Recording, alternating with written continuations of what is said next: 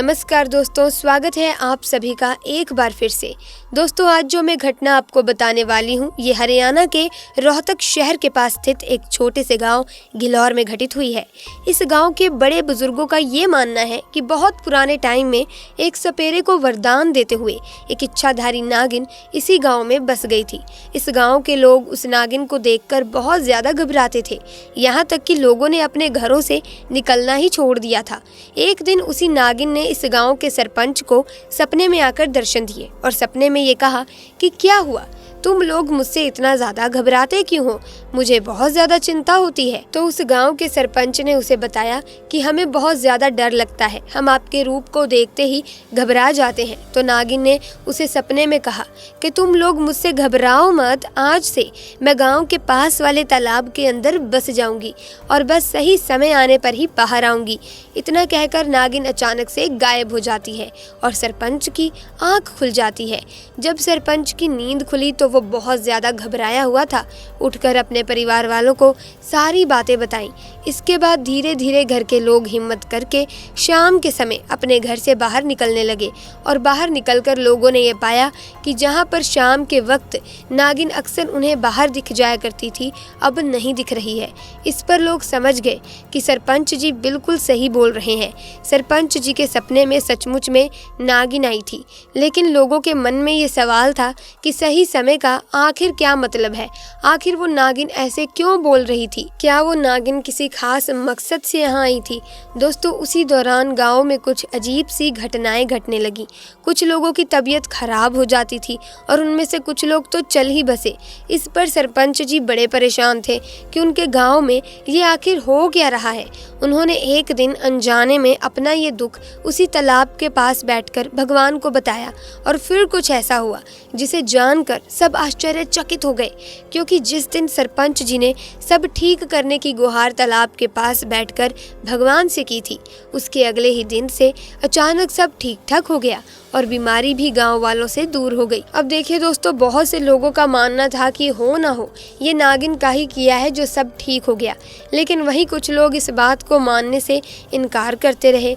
धीरे धीरे करके ये बात जंगल में लगी हुई आग की तरह फैल गई और लोगों को ये विश्वास हो गया कि वो नागिन सचमुच में इस तालाब में मौजूद है। तब से लेकर आज तक ये मान्यता है कि इस तालाब में इच्छाधारी नागिन रहती है। वहीं पर बहुत सारे लोगों ने ये दावा भी किया है कि इस तालाब से निकली हुई उस नागिन को बहुत सारे लोगों ने इंसानी रूप में देखा है और वो इंसानी रूप इतना ज़्यादा खूबसूरत है कि कोई इंसान अगर एक बार उसे देख ले तो बेहोश होने से खुद को रोक नहीं पाएगा। लेकिन क्योंकि नागिन ने कहा था कि सही समय आने पर वो इस तालाब से बाहर ज़रूर आएगी, तो इसीलिए गाँव वाले उस तालाब के आसपास तक जाने से डरते थे और वहाँ कोई भी नहीं जाता था। खैर दोस्तों, धीरे धीरे समय बीतता गया और अब इस बात को करीब 200 साल बीत गए थे और 200 साल के बाद जो हुआ उसने सबके रोंगटे खड़े कर दिए। दोस्तों, माधव नाम का एक आदमी जो कि पेशे से कपड़े बेचने वाला था, इस गांव में रहा करता था।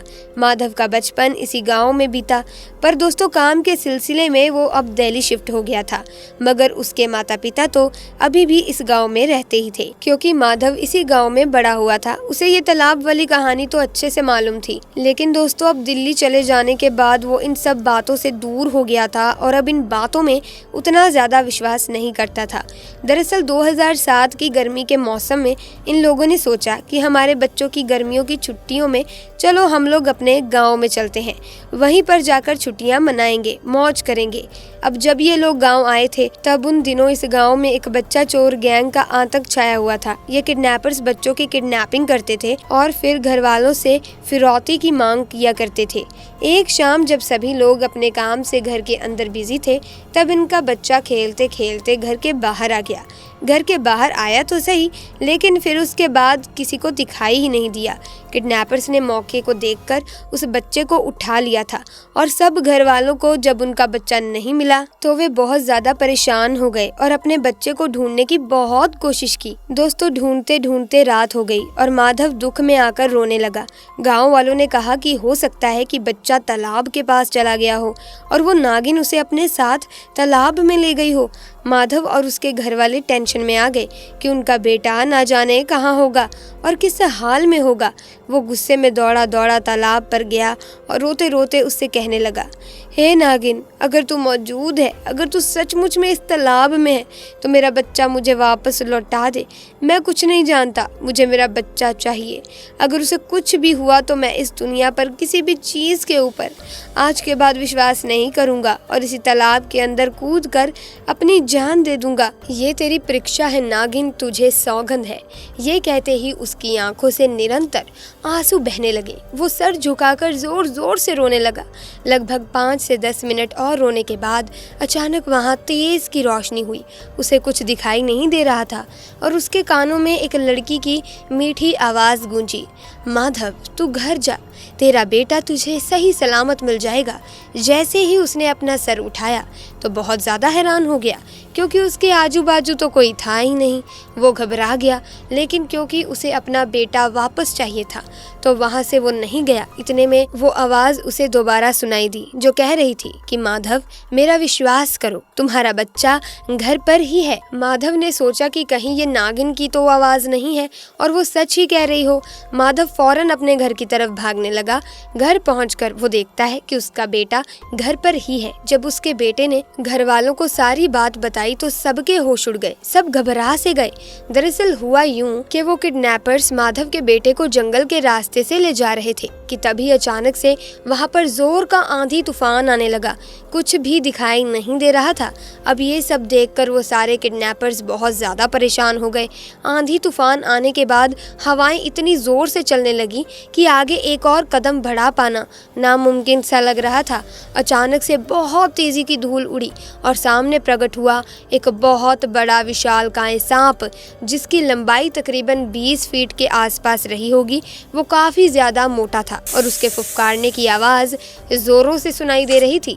उसे देखकर सभी लोग घबरा गए और बच्चे को अपने हाथ से नीचे छोड़ दिया। बच्चा भी उस सांप को देखकर बहुत ज़्यादा घबरा चुका था।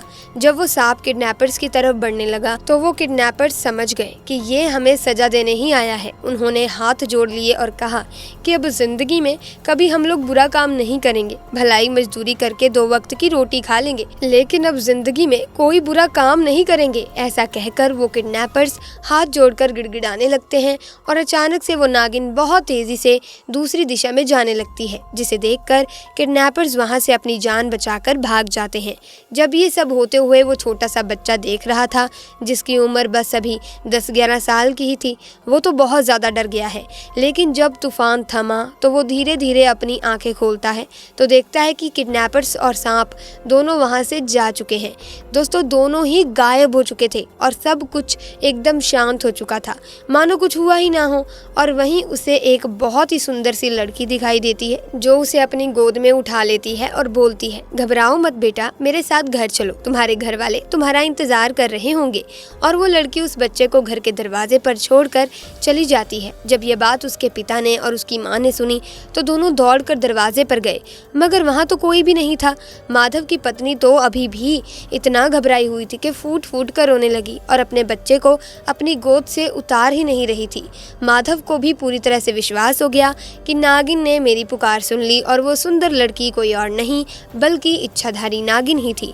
उसके साथ साथ गांव वालों को भी विश्वास हो गया कि नागिन इस गांव की रक्षा करती है। और जब नागिन ने कहा था कि सही समय आने पर ही वो तालाब से बाहर आएगी तो इसका मतलब था कि वो इसी तरह से गांव वालों की मदद को तैयार रहेगी। पूरे परिवार और गांव वालों के साथ माधव उस तालाब के तट पर गया और अपनी गलतियों की माफ़ी मांगी और बहुत दिल से धन्यवाद दिया और खुशी खुशी अपने घर लौटा। तो दोस्तों, अगर आपको ये घटना अच्छी लगी तो कमेंट सेक्शन में हर हर महादेव ज़रूर लिखें। वीडियो को लाइक और शेयर करना ना भूलें। चैनल को सब्सक्राइब करके बेल आइकन को प्रेस भी कर दें ताकि नए वीडियोस की अपडेट आपको मिलती रहे। आपका बहुत बहुत धन्यवाद।